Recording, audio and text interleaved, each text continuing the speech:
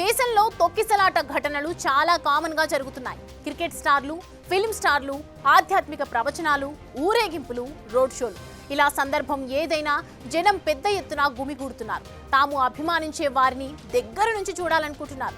కానీ ప్రాణం కంటే ఏది ముఖ్యం కాదు అని తెలుసుకోలేకపోతున్నారు. అభిమానం పక్కన పెడితే ఉన్న ప్రాణాలే గాల్లో కలిసిపోతున్నాయి. బెంగళూరులో జరిగిన విషాదమైతే మాటలకు అందట్లేదు.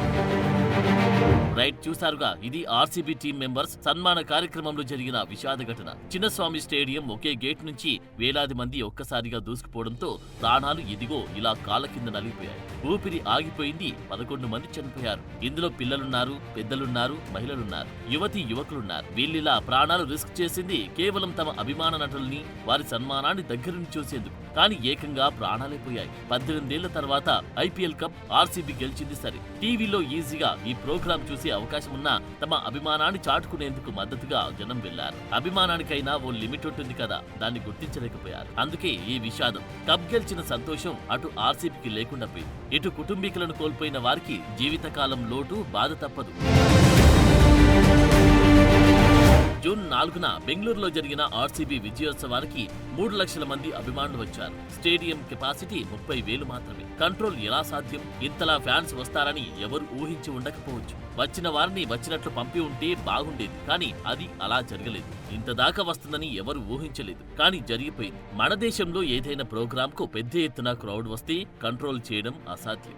జనాభా ఎక్కువ ఉన్న మనలాంటి దేశాల్లో ఇది మరీ కష్టం. అందుకే విజయోత్సవ ర్యాలీలు, ఊరేగింపులు డేంజర్ గా మారుతున్నాయి. బెంగళూరు చిన్నస్వామి స్టేడియం ఘటనే తీసుకోండి. జనం క్రమంగా మొబిలైజ్ అవుతూ ఉంటే జాగ్రత్త పడాలి.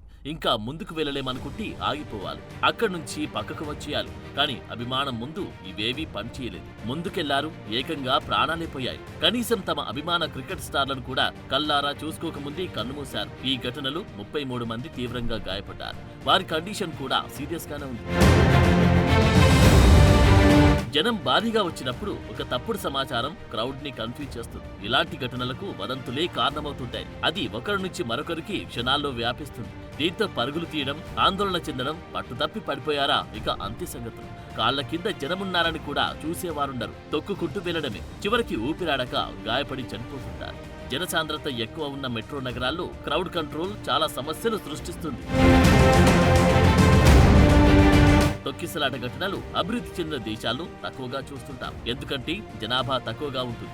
ఇక మన దగ్గర తొక్కిసలాటకు చాలా కారణాలున్నాయి. ఒక వదంతిని నమ్మడం, అతిగా అభిమానం పెంచుకోవడం, ప్రాణాలను కూడా రిస్క్ చేయడం వంటి కారణాలతో చనిపోతున్న ఘటనలు పెరుగుతున్నాయి. ఈ వరుస విషాదాలు చూస్తుంటే నిజానికి మన దగ్గర క్రౌడ్ కంట్రోల్ ను సీరియస్ మ్యాటర్ గా తీసుకోవాల్సిన అవసరం కనిపిస్తుంది. విషాదం జరిగిన తర్వాత వ్యవస్థల మధ్య నిందలు పెరుగుతున్నాయి. తప్పుకు అసలైన కారణం ఏంటన్న అవుట్పుట్ మాత్రం కనిపించడం లేదు. నెక్స్ట్ ఇలాంటివి జరగకుండా ఏం చేయాలన్న విషయాలపైన కార్యాచరణ లేకుండా పోతుంది.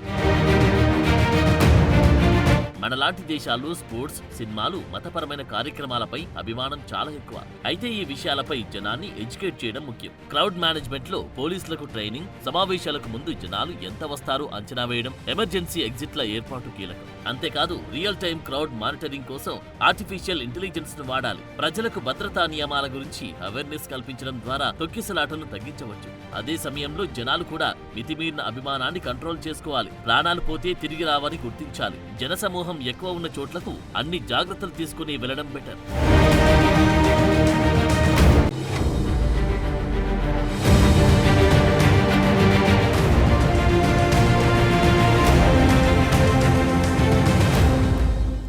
గతేడాది జూలై నుంచి ఈ ఏడాది జూన్ 4 వరకు జరిగిన తొక్కిసలాట ఘటనల్లో మొత్తం 182 మంది ప్రాణాలు కోల్పోయారు.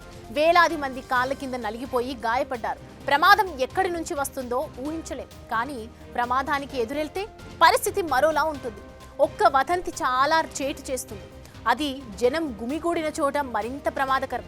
అదే సమస్యలను పెంచుతుంది, ప్రాణాలను తీస్తుంది. ఏదైనా పెద్ద ఈవెంట్ జరుగుతుంటే చాలా రకాల జాగ్రత్తలు తీసుకోవాల్సిన పరిస్థితిని ఈ తొక్కిసలాట ఘటనలు రుజువు చేస్తున్నాయి.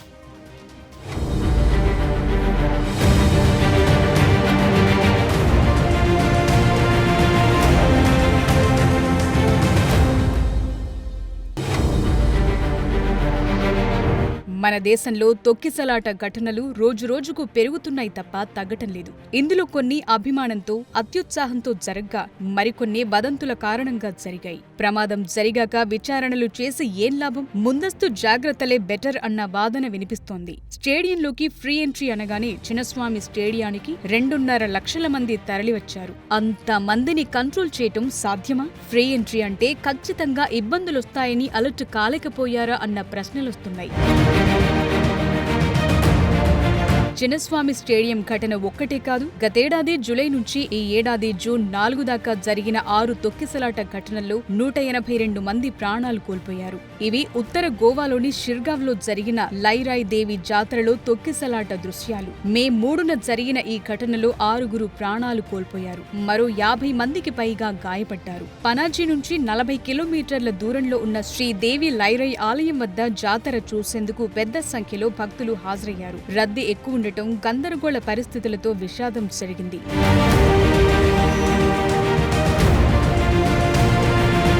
ఈ ఘటన చూడండి. ఈ ఏడాది ఫిబ్రవరి 15న న్యూఢిల్లీ రైల్వే స్టేషన్లో జరిగిన తొక్కిసలాట ఇది. ఈ ప్రమాదంలో 18 మంది చనిపోయారు. వీరిలో 11 మంది మహిళలు, 5 పిల్లలు, 2 పురుషులున్నారు. ప్రయాగ్రాజ్లో జరిగిన మహా కుంభమేళాకు వెళ్లేందుకు రైళ్ల కోసం వెయిట్ చేస్తున్న ప్యాసింజర్స్ ఒక్కసారిగా గందరగోళానికి గురై పరుగులు తీయటంతో ఈ తొక్కిసలాట జరిగింది. స్టేషన్లోని 14-15 ప్లాట్ఫామ్లను కలిపే ఫుట్ఓవర్ బ్రిడ్జ్ పై కొంతమంది ప్రయాణికులు జారిపడటంతో ఈ విషాదం జరిగింది. మిస్కమ్యూనికేషన్ స్ప్రెడ్ అయింది. అంతే, ఒక్కసారిగా ప్రయాణికులు పరుగులు తీయటం, వారి కాళ్ల కింద ఇంకొందరు నలిగిపోవటం జరిగిపోయాయి. తొక్కిసలాట జరిగితే ఎక్కువగా చనిపోయేది చిన్నపిల్లలు, మహిళలు, వృద్ధులే.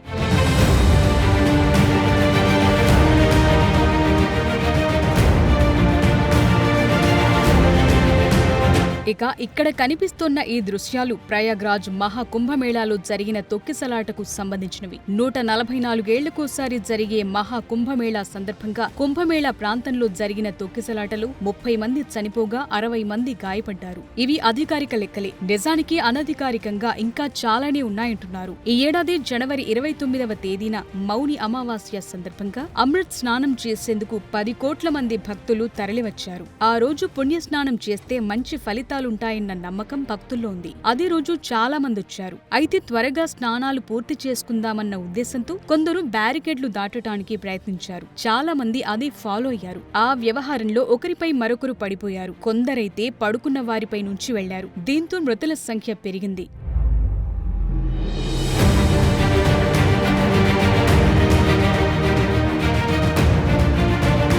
ఈ విషాదం తిరుపతిలో జరిగింది. తిరుమల శ్రీనివాసుడి దర్శన టోకెన్ల పంపిణీ సందర్భంగా తొక్కిసలాట జరిగి 6 ప్రాణాలు కోల్పోయారు. ఈ ఏడాది జనవరి 8న తిరుపతిలోని విష్ణు నివాసం వద్ద వైకుంఠ ద్వార సర్వదర్శనం, ప్రత్యేక దర్శనం టోకెన్ల పంపిణీ టైంలో ఈ దుర్ఘటన జరిగింది. జనవరి 9న ఉదయం 5 గంటల నుంచి టోకెన్లు పంపిణీ చేయాల్సి ఉండగా అర్ధరాత్రి నుంచే కౌంటర్ల వద్ద వేలాది మంది భక్తులు చేరుకున్నారు. దీంతో టికెట్ కౌంటర్ల వద్ద తీవ్ర గందరగోళం చెలరేగింది. టోకెన్లిస్తున్నారనగానే ఒక్కసారిగా క్యూలైన్లలో గందరగోళం జరిగింది. క్యూలైన్లలో ఉన్న ఒక మహిళకు ఆరోగ్యం బాగోలేదని సహాయం చేయడానికి గేటు తెరవగా భక్తులు ఒక్కసారిగా ఆ గేట్ వైపు వచ్చారు. దీంతో తొక్కిసలాట జరిగింది.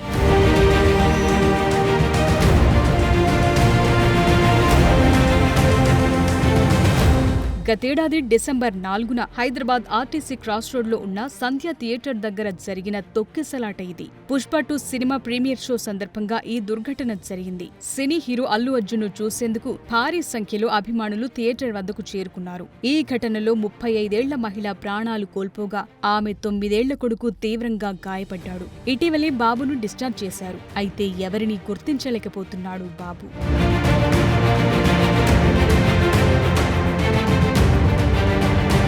ఇక గతేడాది జూలైలో యూపీ హత్రాస్లో భోలేబాబా సత్సంగ్లో జరిగిన తొక్కిసలాట చాలా దారుణం. ఈ సత్సంగ్ కోసం భారీగా భక్తులొచ్చారు. తీవ్ర గందరగోళం చెలరేగింది. తొక్కిసలాట జరగ్గా 121 మంది మరణించారు. సత్సంగ్ నిర్వాహకులు 80,000 మంది భక్తులొస్తారని అంచనా వేయగా అంచనాలకు మించి ఏకంగా 2.5 లక్షల మందికి పైగా హాజరయ్యారు. దీంతో క్రౌడ్ కంట్రోల్ సాధ్యపడలేదు. అంతా చేతులెత్తేశారు. 121 నిండు ప్రాణాలు బలయ్యాయి. చనిపోయిన వారిలో ఎక్కువ మంది మహిళలు, పిల్లలే.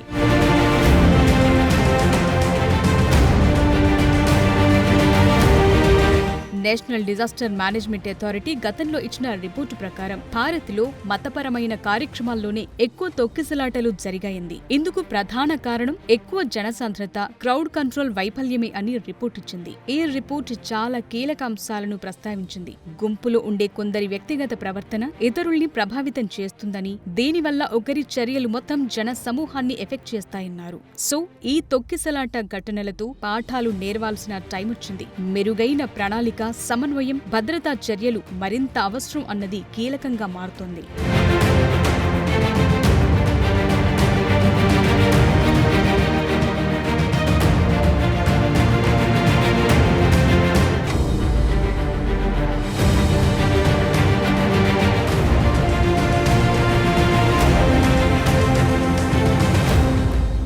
తొక్కిసలాటల్లో చాలా మంది ఇప్పటికే బలయ్యారు. ఇకపై ఇలాంటివి జరగకూడదంటే చాలా రకాల జాగ్రత్తలు తీసుకోవాల్సిందే, అలర్ట్ అవ్వాల్సిందే, జనంలో అవగాహన పెంచాల్సిందే, అభిమానాన్ని కంట్రోల్ చేసుకోవాల్సిందే.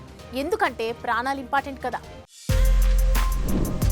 For more videos like this, subscribe Big TV channel.